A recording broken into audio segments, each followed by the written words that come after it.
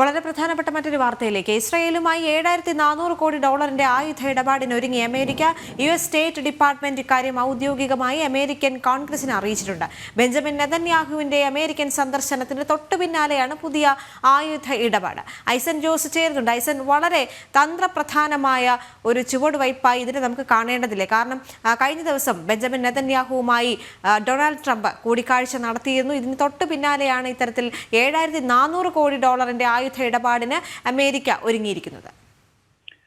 തീർച്ചയായും ദേവിക, നേരത്തെ തന്നെ, അതായത് ബൈഡന്റെ കാലഘട്ടത്തിൽ തന്നെ ശക്തമായ ഒരു പിന്തുണ ഇസ്രായേലിന് ഉറപ്പാക്കിയിരുന്നു അമേരിക്ക. അതിന്റെ ഭാഗമായി വൻതോതിൽ ആയുധ ഇടപാടുകൾ നടത്തുന്നതിന്, അതായത് നമുക്കറിയാവുന്നതാണ്, ചുറ്റും, അതായത് ഇസ്രായേലിന് ചുറ്റും 7ഓളം ശത്രു ഭീകര സംഘടനകൾ നിലനിൽക്കുന്ന ഒരു രാജ്യമാണ് ഇസ്രായേൽ. സ്വാഭാവികമായും അതിശക്തമായ ഒരു പ്രതിരോധം ഇസ്രായേലിന് തീർക്കേണ്ടി വരുന്നുണ്ട്. അതുപോലെ തന്നെ കടലിലും സുരക്ഷ ഉറപ്പാക്കേണ്ട സാഹചര്യം വരുമ്പോൾ ആയുധങ്ങൾ അനിവാര്യമായ ഒരു സാഹചര്യം അവർക്കുണ്ട് എന്നൊരു ബോധ്യം അന്നേ തന്നെ ഉണ്ടായിരുന്നു. മാത്രമല്ല, ട്രംപുമായി ഈ അടുത്ത ദിവസങ്ങളിൽ ഫെബ്രുവരി 4-നും 5-നുമൊക്കെയായി നടന്ന കൂടിക്കാഴ്ചകളിലും ഇക്കാര്യം വളരെ കൃത്യമായി ഇസ്രായേൽ ഉന്നയിക്കുകയും ചെയ്തു എന്നാണ് അറിയാൻ സാധിക്കുന്നത്.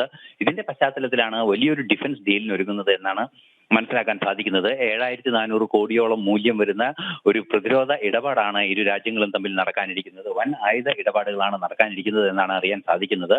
തീർച്ചയായും നമുക്കറിയാവുന്നതാണ്, ഇക്കഴിഞ്ഞ ദിവസം നടന്ന കൂടിക്കാഴ്ചയ്ക്ക് ശേഷം നടന്ന പരസ്യ പ്രസ്താവനയിലും അതല്ലെങ്കിൽ സംയുക്ത പ്രസ്താവനയിലും വളരെ കൃത്യമായി ട്രംപ് തന്നെ വ്യക്തമാക്കിയിരുന്നു.